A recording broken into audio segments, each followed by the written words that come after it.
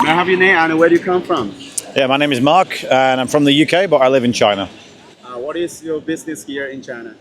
I make videos about the Chinese car industry.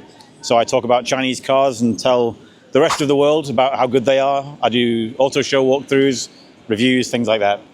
What is your impression of Chinese car in the international market? They're very, very good, particularly the electric cars. They're very advanced. The technology is incredibly advanced, especially the software, and they get a lot of equipment. They in many cases are much better equipped than international brands. Which Chinese car brand do you like best? Zeekr or Avatar for me. I love the way the Avatars look, but I really like Zeekr. I like the Zeekr mix. Which Chinese car brand will be the most popular, do you think, in the international market? Well, at the moment, Chery have been the most popular abroad, but I think BYD will overtake them this year. BYD, yeah. Yeah. They're in more than 100 countries now, and they have really good products, a very wide range of products, so I think they're going to be the most successful to begin with, yeah. I don't know whether you know about Xiaomi. Xiaomi, yeah. Yes. The stock goes high recently, and Lei Jun became the richest person in China recently. Oh, really? Yes. Oh, good for him. And so many people are jealous. Yeah. And they are talking many things bad about Xiaomi. What do you think of the Xiaomi car? I think the Xiaomi car is excellent. I mean, the SU7 is a fantastic car to drive. It's the best driving car in China, actually. It looks fantastic. It's very, very quick.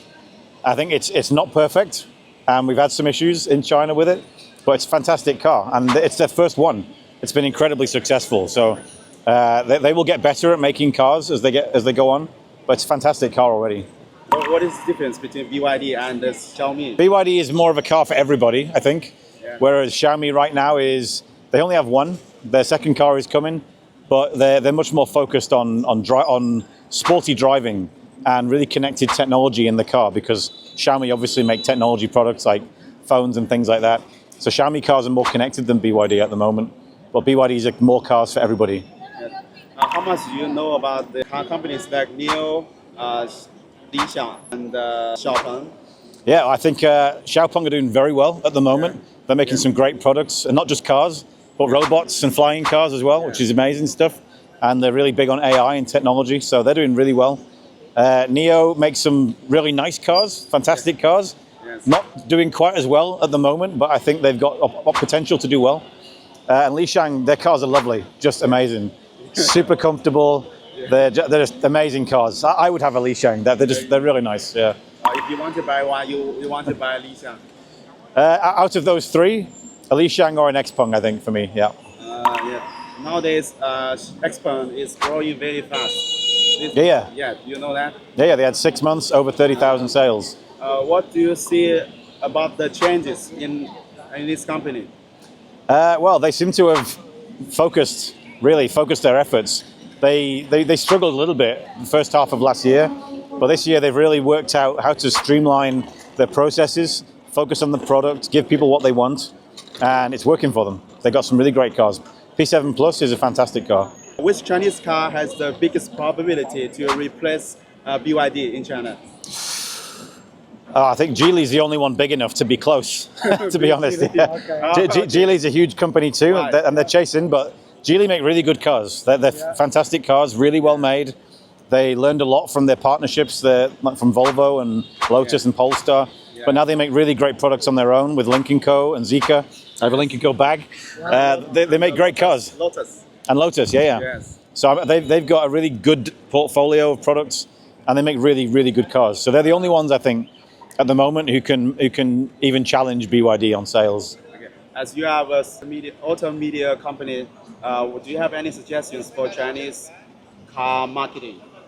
Marketing, oh.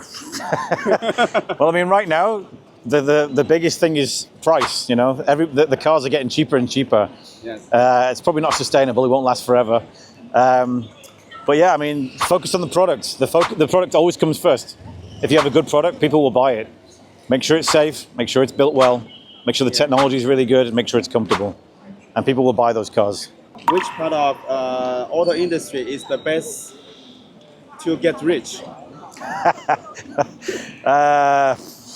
At the moment, none. No, I mean, I think extended range EVs are very popular right now. EV, yeah. They're more affordable than EV.